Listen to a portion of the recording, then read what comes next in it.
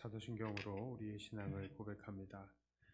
전능하사 천지를 만드신 하나님 아버지를 내가 믿사오며 그 외아들 우리 주 예수 그리스도를 믿사오니 이는 성령으로 잉태하사 동정녀 마리아에게 나시고 본디오 빌라도에게 고난을 받으사 십자가에 못 박혀 죽으시고 장사한 지 사흘 만에 죽은 자 가운데서 다시 살아나시며 하늘에 오르사 전능하신 하나님 우편에 앉아 계시다가 저리로서 산자와 죽은 자를 심판하러 오시리라.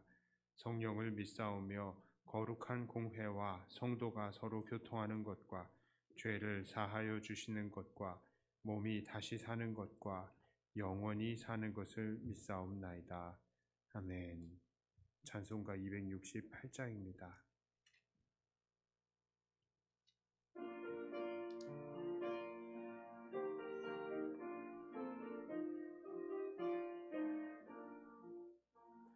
죄에서 자유를 얻게 하민 보혈의 능력 주의 보혈 시험을 이기고 승리하니 참 놀라운 능력이로다. 주의 보혈 능력이 또다. 주의 피 믿으오. 주의 보혈 그 어린 양의 매우 귀중한 피로다. 육체의 정욕을 이기림은 보혈의 능력 주의 보혈 정결한 마음을 얻게 하니 참 놀라운 능력이로다. 주의 보혈 능력이 또다. 주의 피 믿으오. 주의 보혈 그 어린 양의 매우 귀중한 피로다. 눈보다 더 희게 밝히는 것 보혈의 능력 주의 보혈 부정한 모든 것 밝히시니 참 놀라운 능력이로다. 주의 보혈 능력이 또다. 주의 피 믿으오. 주의 보혈 그 어린 양의 매우 귀중한 피로다. 구주의 복음을 전할 제목 보혈의 능력 주의 보혈 날마다 나에게 찬송 주니 참 놀라운 능력이로다. 주의 보혈 능력이 또다. 주의 피 믿으오. 주의 보혈 그 어린 양의 매우 귀중한 피로다.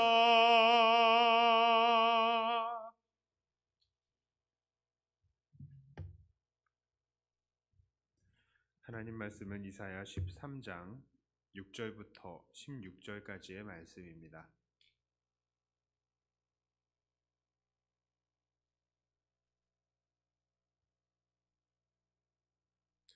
이사야 13장 6절부터 16절까지의 말씀입니다. 너희는 애곡할지어다. 여호와의 날이 가까웠으니 전능자에게서 멸망이 임할 것이미로다. 그러므로 모든 손의 힘이 풀리고 각 사람의 마음이 녹을 것이라. 그들이 놀라며 괴로움과 슬픔에 사로잡혀 해산이 임박한 여자같이 고통하며 서로 보고 놀라며 얼굴이 불꽃 같으리로다.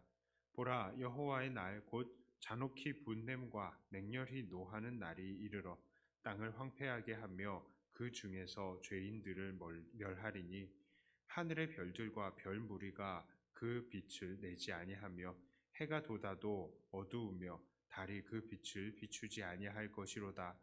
내가 세상의 악과 악인의 죄를 벌하며 교만한 자의 오만을 끊으며 강포한 자의 거만을 낮출 것이며 내가 사람을 순금보다 희소하게 하며 인생을 오빌의 금보다 희귀하게 하리로다. 그러므로 나 만군의 여호와가 분하여 맹렬히 노하는 날에 하늘을 진동시키며 땅을 흔들어 그 자리에서 떠나게 하리니 그들이 쫓긴 노루나 모으는 자 없는 양같이 각기 자기 동족에게로 돌아가며 각기 본향으로 도망할 것이나 만나는 자마다 창에 찔리겠고 잡히는 자마다 칼에 엎드러지겠고 그들의 어린 아이들은 그들의 목전에서 메어침을 당하겠고 그들의 집은 노략을 당하겠고 그들의 아내는 욕을 당하리라. 오늘 본문의 말씀은 이 바벨론의 패망을 예언하는 말씀입니다. 이사야서에서 바벨론의 패망을 예언하는 것은 참 의미가 있습니다.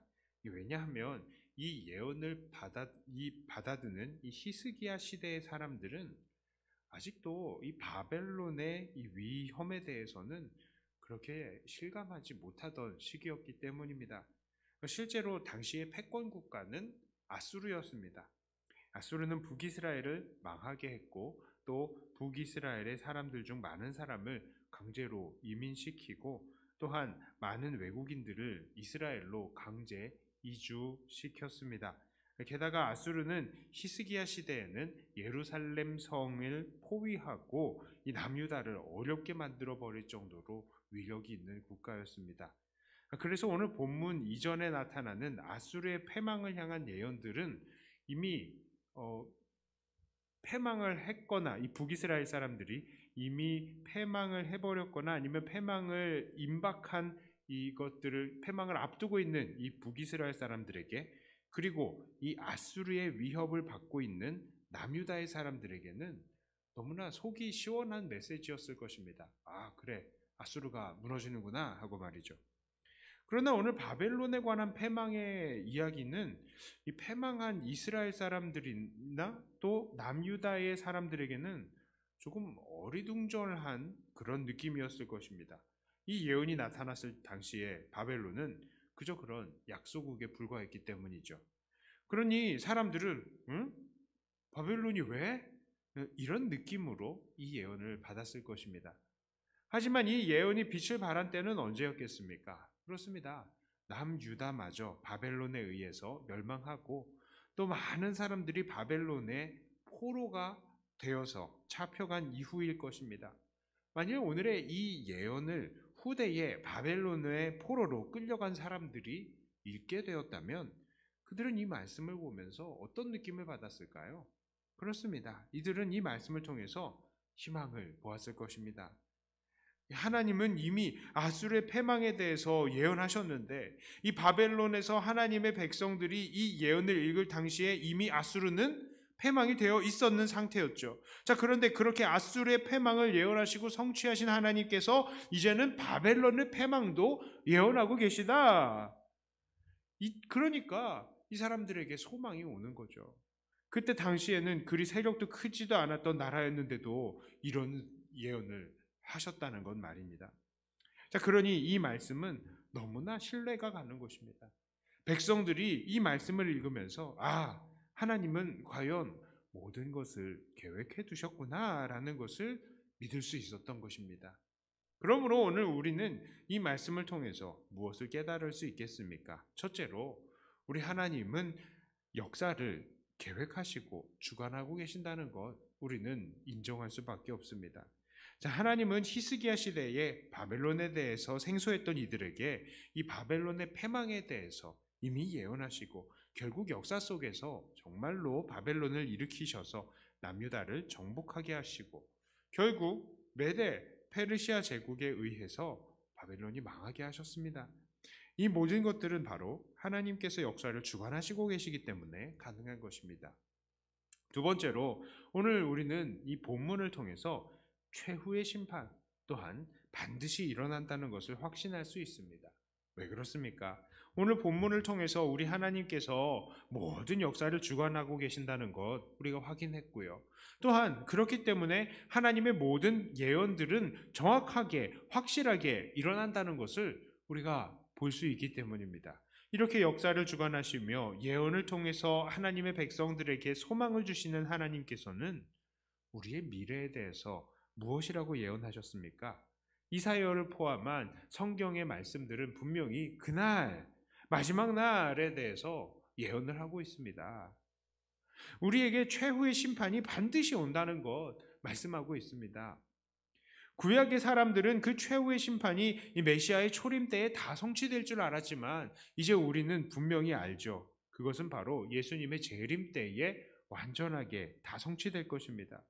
하나님은 역사를 주관하시고 그 예언을 통해서 우리에게 소망을 주십니다. 그러므로 오늘 우리는 최후의 심판 또한 반드시 일어난다는 것을 믿을 수 있는 것입니다. 자, 오늘 말씀을 통해서 우리가 깨닫는 세 번째 내용은 바로 하나님의 백성은 준비해야 한다 하는 것입니다. 역사를 주관하시는 하나님께서는 왜 예언을 남기셨습니까? 이런 일들이 있을 것이니 그냥 죽어버려라 라는 뜻이 아니라 이런 일들이 있을 것이니 백성들아 포로 생활로 들어가더라도 포기하지 말고 소망 가운데에 그날을 기다려라. 이런 의도로 이 예언의 말씀들을 남기는 것이었습니다. 또한 그날을 기다리면서 자기 자신을 거룩하게 준비하도록 이 말씀을 남긴 것이죠. 오늘날 우리들도 마찬가지입니다. 역사를 주관하시는 하나님께서는 장차 있을 마지막 심판도 우리들에게 알려주셨습니다. 그것을 왜 알려주셨습니까? 포기하지 말고 소망 가운데에 그 마지막 날을 기다리며 우리 자신을 거룩하게 준비시키라고 그 미래의 예언들을 우리에게 남기신 것입니다. 오늘날 우리들의 삶을 보면 참으로 우리 믿는 자들에게는 인내가 필요한 시기입니다. 우리가 세상의 포로가 되어버린 사람들 같이 그렇게 취급되는 시대입니다. 코로나뿐만 아니라 참 여러 가지 이유로 특히 이 죄악의 유혹과 핍박으로 인해서 우리는 우리의 신앙을 마음껏 영위하지 못하고 있는 그런 시대입니다. 그리고 참으로 안타까운 것은 시대가 흘러가면 흘러갈수록 점점 더 우리를 이 자기들의 자유와 평화를 깨트리는 존재로 여기고 세상은 우리를 핍박할 것입니다. 자, 이런 세상 속에서 우리는 무엇을 해야 되겠습니까? 바로 역사를 주관하시는 하나님을 붙들고 소망 가운데에 최후의 승리를 기다려야 하겠습니다. 그리고 우리 자신을 거룩하게 지켜 나가야 하겠습니다. 이렇게 늘 소망과 인내로 그리고 우리를 거룩하게 구분함으로 우리에게 반드시 다가올 마지막 날을 기다리며 준비하시는 사랑하는 저와 여러분들이 다 되시기를 주님의 이름으로 축복합니다.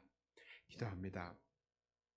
하나님 아버지, 오늘 말씀을 통하여서 하나님은 역사를 주관하시고 이 계획하시고 모든 것들을 실행하시는 분이심을, 그리고 그 예언을 백성들에게 알려주심을 통해서 백성들이 소망을 품고 준비하게 하시는 것을 우리가 보았습니다. 마지막 날 심판 또한 반드시 이렇게 임할 것을 믿습니다. 역사를 주관하시는 하나님께서 마지막 심판의 날을 함께 예언하셨기 때문입니다. 우리가 그 날을 기다립니다. 정말 이 세상은 점점 더 악해지고 그 심판을 향해서 달려가고 있는 것을 봅니다. 우리 믿는 사람들도 많은 어려움을 당하고 있습니다. 그러나 이 모든 것들 우리에게 미리 알려주셨으니 우리가 마음에 다 준비를 하고 마지막 날을 기다릴 수 있게 하여 주시옵소서. 그러나 하나님, 마지막 날을 기다리되 우리가 그냥 기다리지 않고 소망 가운데 기다리며 많은 사람들에게 여전히 복음을 증거하는 자들 되게 하여 주시옵소서. 세상 사람들이 우리를 핍박하는 것은 그들이 복음을 알지 못하기 때문입니다. 하나님, 우리가 마지막 날까지 최선을 다해서 복음을 증거하고 우리의 신앙이 어떠한지를 보여줄 수 있는 우리들 다 되게 하여 주시옵소서.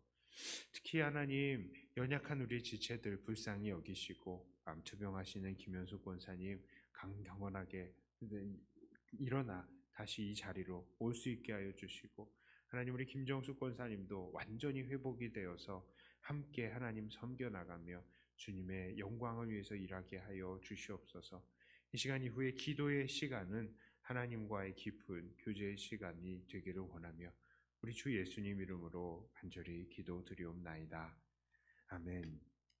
하늘에 계신 우리 아버지여, 이름이 거룩히 여김을 받으시오며 나라의 임하옵시며 뜻이 하늘에서 이룬 것 같이 땅에서도 이루어지이다. 오늘날 우리에게 일용할 양식을 주옵시고 우리가 우리에게 죄 지은 자를 사하여 준 것 같이 우리 죄를 사하여 주옵시고 우리를 시험에 들게 하지 마옵시고 다만 악에서 구하옵소서. 대개 나라와 권세와 영광이 아버지께 영원히 있사옵나이다. 아멘. 받은 말씀 가지고 또 교회를 위해서 기도하시고 각자 하나님 앞에 깊은 기도의 교제 시간을 갖도록 하겠습니다.